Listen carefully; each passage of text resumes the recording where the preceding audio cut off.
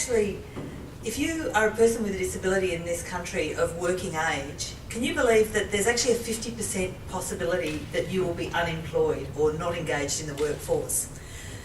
Now, there's a number of reasons why people with disabilities are not working, and some of that has to do with possible personal impairments that might mean that it's not easy for them to commit to full-time work or even regular work.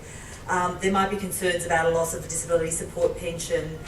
There's a whole lot of reasons why people can't just automatically jump into work. But what it does mean, aside from that, is that 50% of people with disabilities are isolated, and the chances are they're also living in poverty.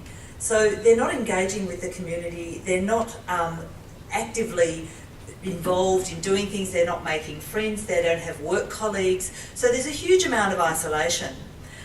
So what we started to do at Disability Media was we really felt that there was a need to start to change perceptions, and the first thing we wanted to do was we actually wanted to change the way people like yourselves viewed people with disabilities. We really could see that stories were about inspiration or tragic hardship and that sort of thing, but we wanted to show that people with disabilities are just like you and I. We have, all kinds of issues, and so we created a community TV show called No Limits, which goes to air on Channel 31 in Melbourne and also goes to air on other community TV stations around Australia. One of our first presenters on that show was Stella Young, and Stella Young was supposed to be here tonight, but she's got a terrible case of gastro, so we've just had some fantastically talented people, and we had our fantastically talented person, who incidentally just won Best Newcomer at the Melbourne International Comedy Festival. She was meant to be here, and we're really, really sorry she's not, but she was one of our first presenters on No Limits, and I can remember when she first came to work with us, she said to me something that really disturbed me, that, she travels on public transport a lot because she can't afford to get a modified car. Well, she can now, but she hasn't got around to it. But people used to come up to her on the train all the time and say things to her like, "Oh, if I were you, I'd kill myself. I couldn't live with your disability." I can't believe that people would say that to her, but they did.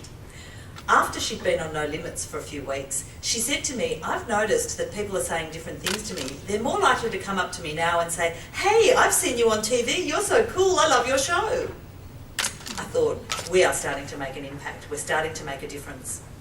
So what's happened over a few years of doing No Limits is that lots of people have got involved. Of course, Stella has gone on to great things. Hopefully she's no stranger to most of you in the room. She's the editor of Ramp Up at the ABC. She's a regular on Q&A and on the project, and as I said, she just won the award for Best Newcomer at the Melbourne International Comedy Festival.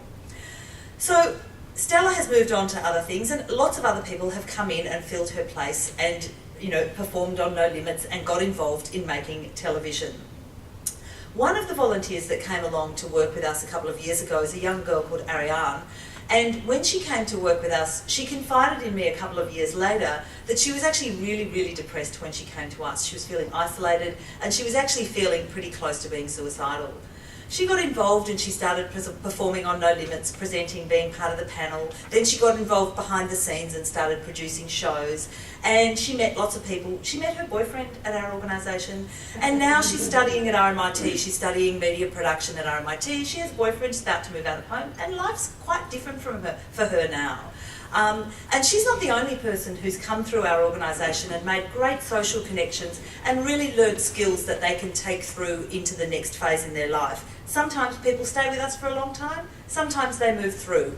We really like to welcome all comers to our organisation.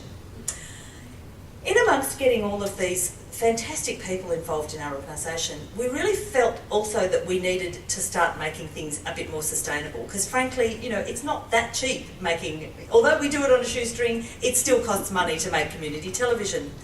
And so one of our initiatives, our main initiative really to sort of transform what we're doing into something that's more sustainable, was to actually formalise what we had been in fact doing for many years, which is really training people in all aspects of media production. So what we'd been doing informally was getting people, get someone behind a camera and throw them in a studio. Here, this is how you work the camera, let's make it happen. Put someone on a sound desk, say, here, this is how it happens, make it happen. And it's amazing when you throw people into things. Sometimes they struggle, they need a bit of support, we're there to help them, but often it's the first time they've been asked to do something, and it's like, yeah, I can do this, I can make this happen.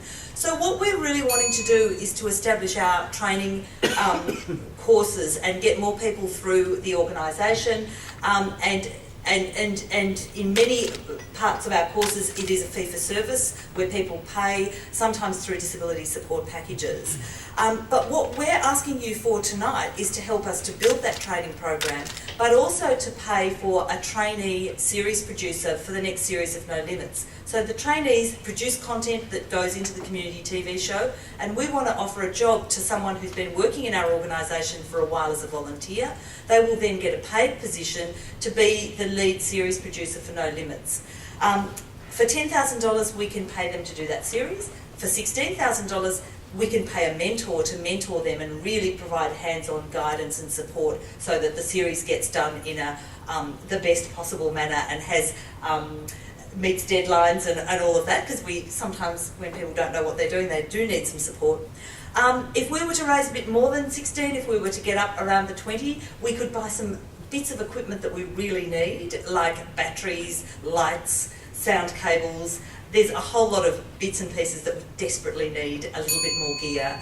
And we're also really interested in engaging with anyone who'd like to help us with our vision to create an educational hub in the City of Melbourne. So we do have a big vision beyond this. So thank you for listening.